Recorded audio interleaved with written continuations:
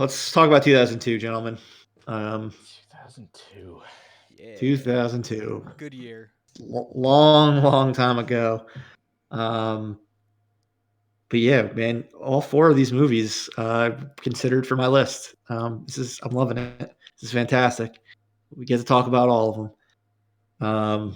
Honestly, wasn't wowed with 2002. I didn't have Yeah, a I mean, whole it was. lot to choose from. I don't think it was like a spectacular year or anything, but there were just a lot of fun movies.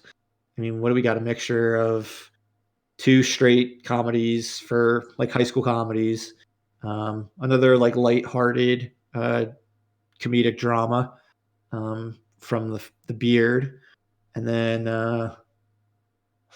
the biggest epic of the year, which is playing in IMAX right now. Is it really? So yeah, it is for the first time ever. The Lord of the Rings trilogy is in IMAX. I did see that. I Wow. kind of would love to see them. Yeah. I would But too. You're an IMAX. well, not a real IMAX, but Garden State Plaza. Gotcha. But yeah, let's get into these. We'll talk about where you guys can find them, if you have not seen them yet, or if you want to rewatch. But Corey, let's start with your Christmas classic, and the fact that it came out on Christmas Day. I don't think it really has too much to do with Christmas. Uh-oh. It's funny, when I was thinking about what movie I wanted to add to the list, I immediately saw Catch Me If You Can, and because I watched it like a week ago, randomly, and this movie is just it's timeless. I mean, it was a great movie when it came out. It still continues to be a great movie now. Leonardo DiCaprio, Tom Hanks, Christopher Walken, Martin Sheen. Amy Adams, I think, was in it. A very young Amy Adams. Yeah. Directed by she marries Leo. Yeah. Or Frank Abagnale Jr. Yeah. And it's just like an interesting, based on a true story. Frank Abagnale, he in the 60s and 70s, he was able to create forged checks and fly around as a Pan American airline employee for a very long time. He made an obscene amount of money. And it's just a story about Tom Hanks's character who works for the FBI, just trying to catch him. And, there's like this interesting friendship that is, created out of this madness that's going on. Frank Abagnale was like 17 or 16 when he started doing this, and it's like millions of dollars that he ended up stealing, by the time he got caught. And it's a heartwarming, somewhat of a Christmas movie, I guess, because it starts on Christmas and then more or less ends on Christmas. Why is it always that we're meeting on Christmas? Yeah. Very. Yep. Yeah. But yeah, I mean, the plot aside, just the performances across the board are fantastic. I think this might be probably my favorite Christopher Walken performance, personally. He is great in it.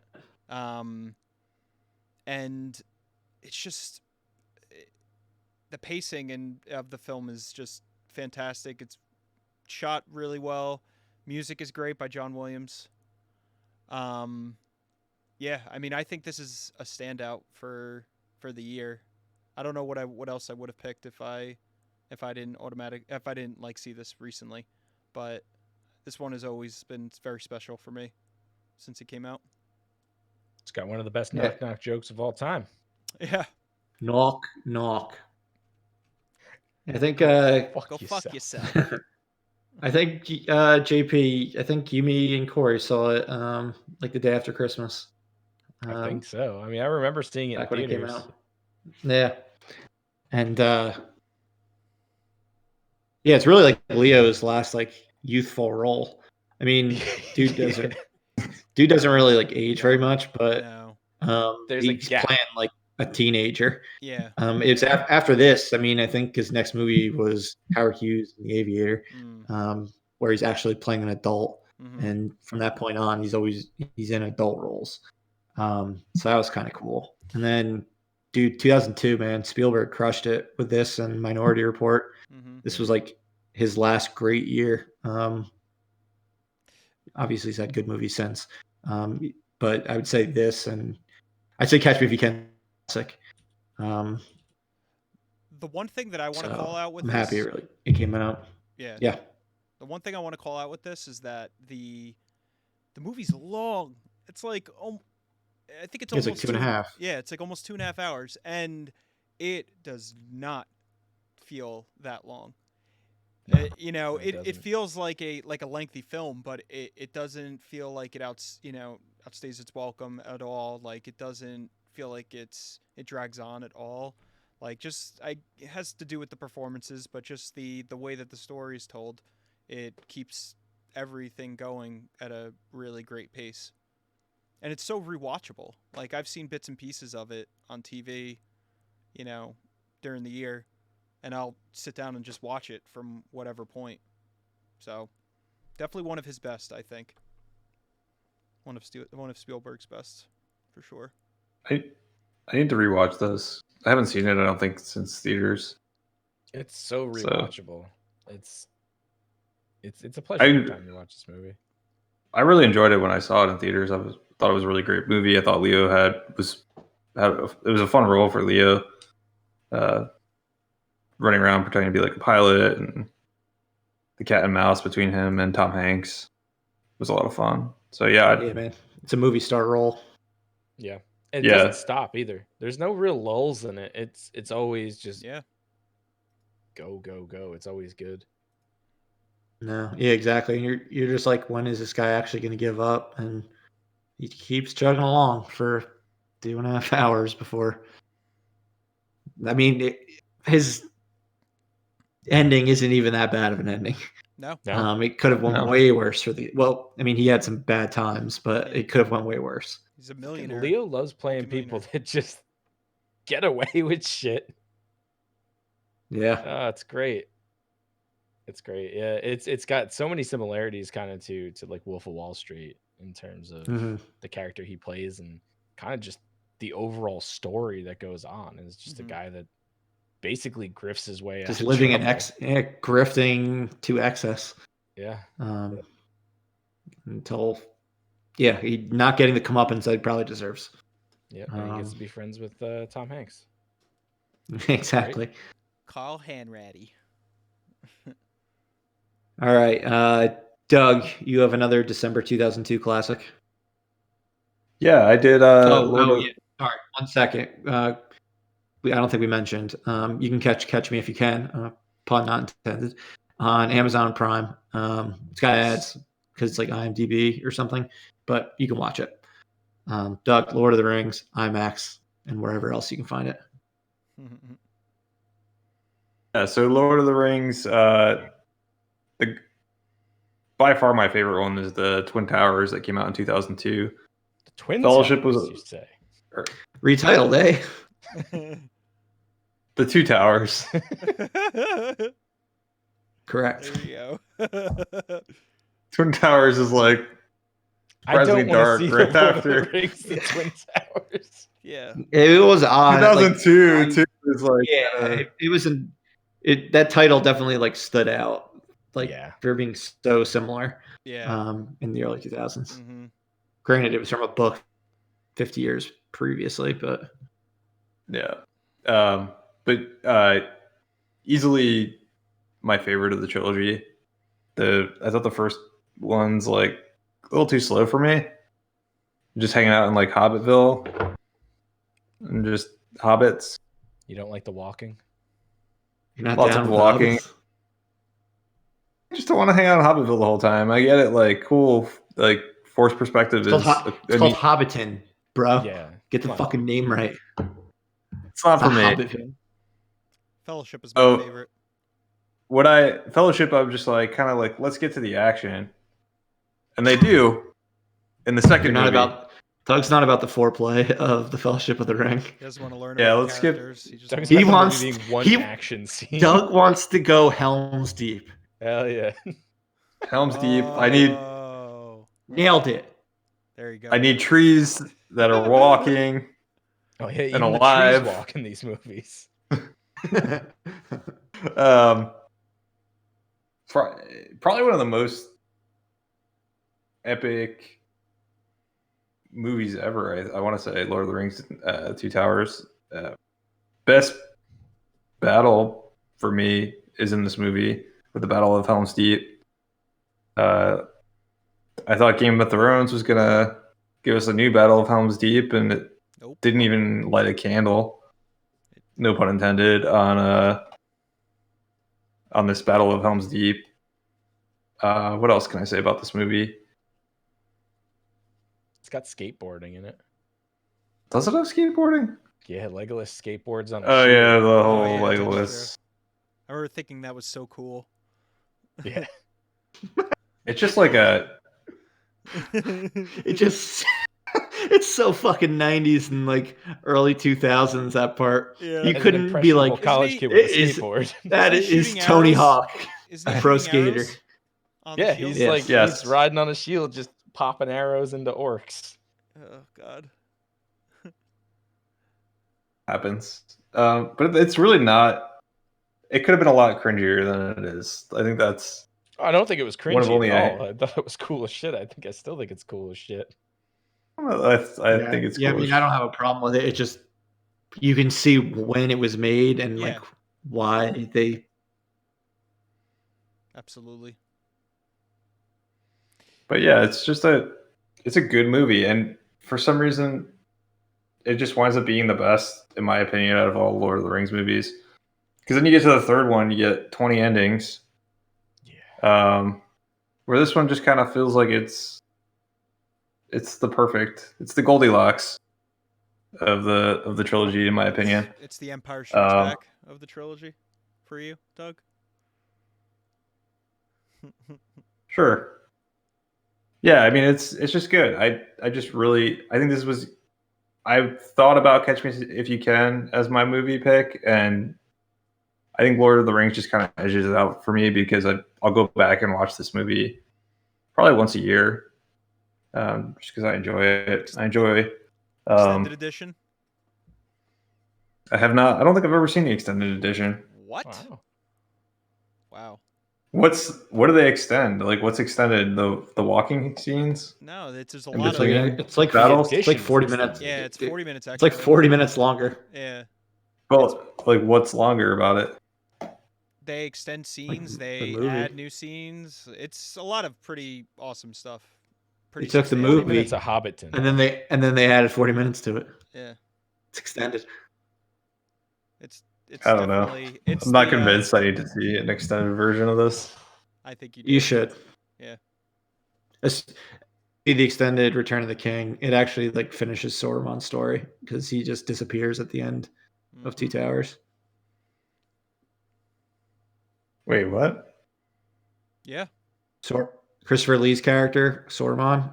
Yeah. Like you never actually see what happens to him after Two Towers. The Return of the King extended edition. It has his ending that they cut from the movie. Oh wow. Which I always thought was kind of weird that you just removed the Like a pretty pivotal antagonist character. from like yeah. the first two characters. But Peter Jackson thought it just felt like too much like the Two Towers Part 2. But I disagree. Check out the extended editions. Is the Two Towers the one where he gets breakdance fighted like No, that's into Fellowship. the air? That's Fellowship. Yeah, it's Fellowship. Okay. That's why it's Corey's favorite. He loves the breakdance fighting. Yep. I gotta go back and watch those. I have not watched the Lord of the Rings movie in a decade. You can get them on They're- 4K, they hold up. 4K, JP. They just got re-released. No. Or Apparently- you can watch them on Apparently HBO. the 4K is not very good. They're all on HBO HBO. Max? Oh, Yeah. that's great. How about the extended editions?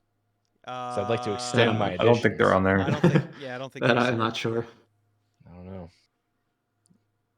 Yeah, I gotta go back. The- I was a big Fellowship guy. I like Two Towers, but I think I like the Yeah, walking I like and Two the Towers. expedition better. But the fight of Helm's Two Deep- Towers also has the Two Towers has But- Gollum. Yeah, he's annoying as shit. yeah. I Gollum thought that annoys was just the hell out of me. I thought Gollum was just amazing creation. A revelation. Between CGI and Andy Serkis. I mean, it's definitely well done. It was a game changer. But yes, he's definitely a fucking annoying little fucker. No doubt about that.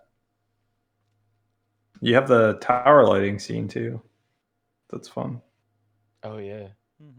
I definitely want to go back and watch those because, man, when I watched them in like high school and college, it was all about like, you know, I played RPGs. I loved that kind of shit. But like, after getting into like D&D pretty bad,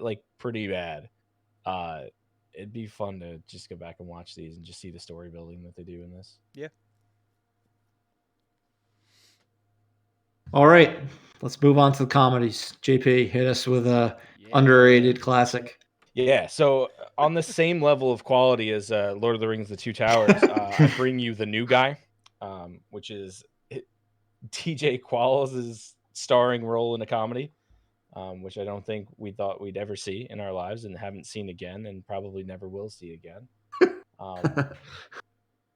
It is a completely ridiculous story where DJ Qualls is the victim of some severe bullying at his school, so he gets suspended, sent to prison for like a day or 2 days.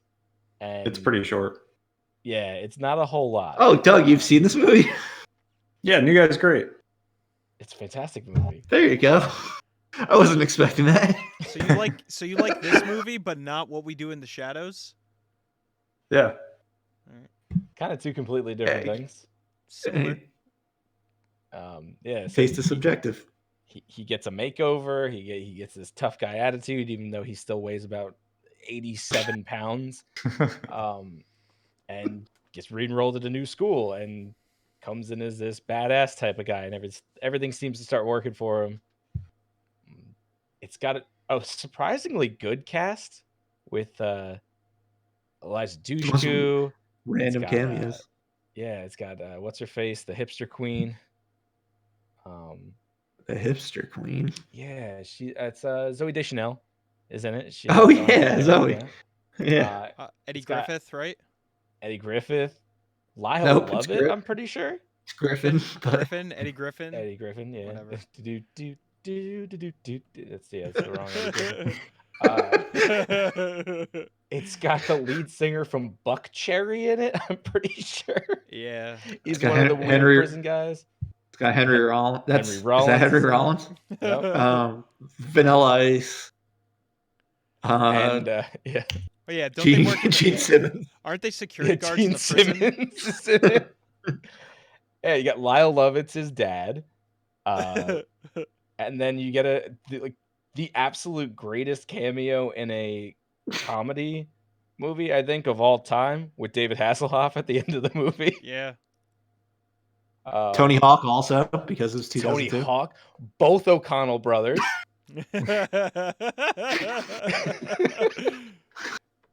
It's just such a stupid, fun movie. It's a very early 2000s soundtrack. Oh fuck yeah! It takes a little getting over kind of the cringiness of how it's just basically a copy of every stereotypical movie of the time, but I find it to be a lot funnier, than it sticks out more to me than a lot of those movies of the same time frame. Well, this one has Ed Liggett, tuba. Ed Liggett, he gets put in the tuba and rolled. No, he gets put in the garbage can and rolled down the hill. Poor guy. God, the movie's great. It's so good. So good. I can't say enough about it. If you've never seen The New Guy and you're a fan of these like cheesy ass early 2000s high school comedies, this is one that you absolutely need to see because it's fantastic. And I love the scene where he's trying to get expelled the whole time. He's doing everything and he goes to break the mop. He's, you just break that mop, you're expelled. Good old back in the day, you just destroy school property, you get thrown out of school forever, and you don't get an education. Isn't his dad dating the guidance counselor, like his The guidance counselor or yeah. something like that? Whatever. Yeah. Oh my god. I don't know if they're dating, but they're kind of in cahoots. They're like, they don't want what's best for him. It seems like. It's really great. And then like Lyle Lovett gets destroyed throughout the whole movie. Like he gets the flaming marshmallow in his eye. Oh. Dude, I'm right now. I'm on Wikipedia. It has a whole separate like list of cameo appearances in the movie, and there's still so many we did not mention. I did not know Master P was in the movie, What? or Silk the Shocker. Tommy Lee, Yes, Horatio Lee. Sands, Cool Mo D, Jermaine Dupri. Yo, fucking feature artist. Kyle Gass. Wow, man, quite a Kyle cast. Gass? Yeah. It's so strange that this movie managed to get someone that worked in the music industry had to have been part of this. Yeah, movie, just with like the amount of musicians they got for this movie. I feel like a lot of the cameos that you just threw out were probably in the prison, because I remember there being a lot there. Well, no, there were some of them. It's Stacy Keach is in it too. He's one of the prison guys. I'm pretty sure. Kurt Fuller from Ghostbusters 2 is in it. He's the principal at the new school. Yeah. He's also in Scary Movie. Oh yeah, that's funny. Yeah, it's great movie. Eclectic. Hilarious. Ladies and gentlemen, Creed will not be performing tonight. And where can people find this, JP? I believe it's on Hulu. I was looking it up before we started filming, and it says that it's on Hulu Premium. I don't know if that means you have to pay for the movie, or if you subscribe to Hulu. Hulu's like or this if you have weird one of those other frontier that I channels. don't understand. Hulu is essentially like cable. Yeah, it's odd. And the fact that you pay for it and you still get commercials, to me, is criminal, and I don't like it. Troubling. Yeah, I'm not a fan. All right, and then or if you got a great comedy. Yeah, I got one that came out 4 months before the new guy. Also another one that has a treasure trove of talent that I did not expect to see when I saw this movie back in theaters. I was like, oh shit, this person's in it, this person's in it. I was just expecting Jack Black and whoever was in the trailer. But yeah, so it's Orange County. Last week I talked about the OC. This week I'm talking about Orange County. All about that. Orange County was clearly a very big thing when we were in high school, based on these two movies and TV shows. But yeah, I mean, in this one you got Ben Stiller, Kevin Kline, Catherine O'Hara, John Lithgow, Harold Ramis, Gary Marshall, Chevy Chase, Lily Tomlin, Leslie Mann, Mike White, Lizzie Kaplan, Nat Faxon, Colin Hanks, so many people. Kip. Yeah, Kip. But yeah, this one was a teen comedy that held up for me, like maybe the most outside of like 10 Things I Hate About You, of like those PG-13 rated comedies from back in middle school and high school. It holds up really well. And I think based on the people they got into the movie, that is a testament to like the script like being legit. Mike White did write the script, and Jake Kasdan directed it. He's someone who's really, I've liked almost everything he's done. Walk Hard, the two Jumanji movies of late, Bad Teacher. He did a bunch of Freaks and Geeks episodes back in the day, but this was his like feature film directorial debut. But yeah, for those who haven't seen the movie, it follows Sean Brumder, who's applying for to get into Stanford, and then his application gets mixed with another kid. This other kid gets accepted to Stanford. Sean you mean Bramer? Shane Bramer? Shane Bramer. And yeah, he's basically trying to get in however possible, through connections, going and pleading his case. He just wants to get out of Orange County. He can't stand that whole surfer chill lifestyle of like drinking, partying, and surfing. He wants to be the next great like American writer like William Faulkner. And ultimately, through the course of the movie, he realizes that he can still become that thing, whether he's in Stanford or he's in Orange County going to school back at home and living with his parents. Yeah, it's a nice family story. Jack Black is the ridiculous older brother who's selling drugs, doing drugs, just absolute deadbeat. The whole family is a bunch of lunatics. Catherine O'Hara, brilliant, Bob. brilliant as the like drunk mom. Bob, the stepfather, the old stepfather, who's fucking like looks like he's gonna Wheelchair die. ridden and like mentally compromised the whole time. Yep. John Lithgow, his successful father who really does no parenting with his hot second wife played by Leslie Mann. They've got their kid with his pooter. A pootie. Aren't you a little old for a pootie? But yeah, man, this movie's just, it's enjoyable. It's got, again, tons of early 2000s music. The Crazy Train, Butterfly, just repeating throughout. Very funny stuff. So yeah, obviously Corey, JP, and myself really fucking love this movie. We all saw it together back in, I don't know, sophomore year of high school, freshman year of only freshman year of high school. Still one Doug, of my brother's favorite movies. Oh yeah, I don't think I've ever seen this. Loves it. You should What? see it. You've never seen it? Wow. That's crazy, I don't think so. This man. is like Jack Black's big movie, right? I mean, it's Colin Hanks' movie. Yeah, it's Colin Hanks' movie. But Jack Black was compliment. Yeah, and Jack Black was on the poster. Like it was the two of them on the poster. But it's very much Colin Hanks' movie. Okay. It's such a good mix of just it's such a good mix of an actual heartwarming story and just some of like the most ridiculous, stupid comedy in the world. There's such a good spectrum. So you have like the really outlandish, dumb shit like the Jack Black stuff. You have some actual really good comedy that's not just like dumb jokes, and then you actually have a good story that's, you know, it makes you feel good. It's pretty well done comedy. Mm-hmm. Yeah, I think I need like the feel good part of it to like it. So it sounds you definitely like get that. It's a good combination. Probably on my alley. And it's a quick one too. I mean, this is like a 90-minute. No, it's only 82 minutes. Yeah, I remember it being really short. Like this shit flies by. Does not waste any of its time. So you can watch this one on Cinemax. If you got Hulu that has Cinemax connected, you can watch it on Hulu. I have a DVD. Doug, I can bring it down to Florida if you want to watch it. We can throw that in. You're that bad boy in the PS5. Watch really fucking bad DVD quality upscale to 4K on your 4K TV. To do it. Upscale to 4K, baby. Can DVDs upscale that high? We'll have. I don't know. It'll upscale to 4K. Will it look 4K? Probably not, but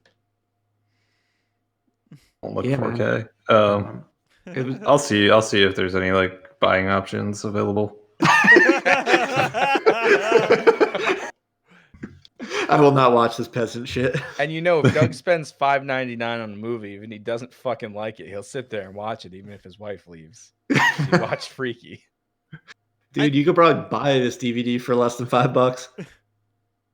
Yeah, I'm gonna look and see what. Will it be 4K? You can see how much the 4K version costs. It's $2.99 on Vudu. Is it 4K HDR, JP?